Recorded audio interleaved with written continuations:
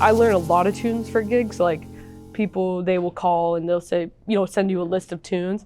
So you kind of have to learn your own process, what's easiest for you, and how you can go about it as quick as you can. Sometimes you might only have like one day to learn like 10 tunes or something like that. So you have to know what works for you, and it's gonna be different for everybody.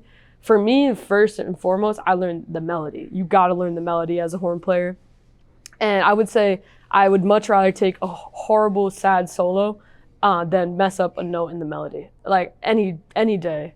Because the melody is a song, and I want to do justice to the composer, So first, of course, I learned the melody. Make sure you listen to the beginning melody and the end melody, because it might be different. You might have a tag at the end or whatever that you have to know.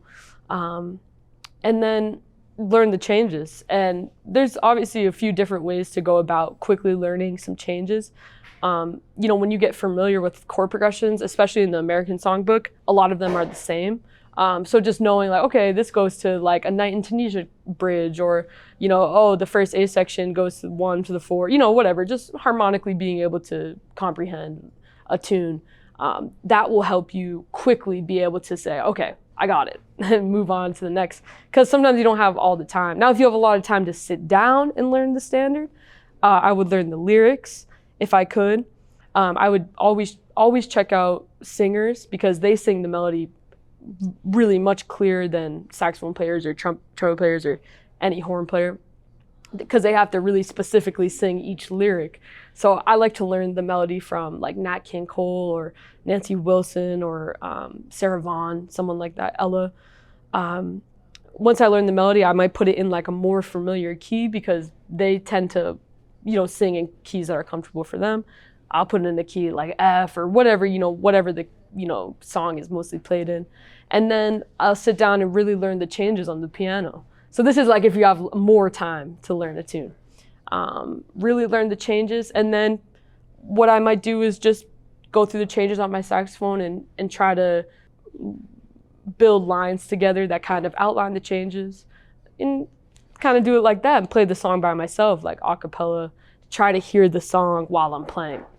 That's really important. So two different kind of approaches, whether you got to learn it quick or you got some time to learn a tune. Learning tunes is like continuous for me. I always am learning more tunes and going over tunes, because you'll forget them if you don't shed, I think of changes more in a relationship way, how they relate to the, the next 4 bars, or how they relate to the key. I don't necessarily think like Roman numerals, although that works for a lot of people. I mostly just think in terms of like, okay, I know where it goes from there, and I know where the bridge goes. And then if it gets put in a different key, I'm just able to use my ears and really open up my ears and say, okay, now I know the relationships in C, so of course I know the relationships in F, and I know them in, G sharp or whatever, something crazy. So just keeping your ears open too really helps. Hey everybody, I'm Hanahan. If you like this video, please like and subscribe. See you soon.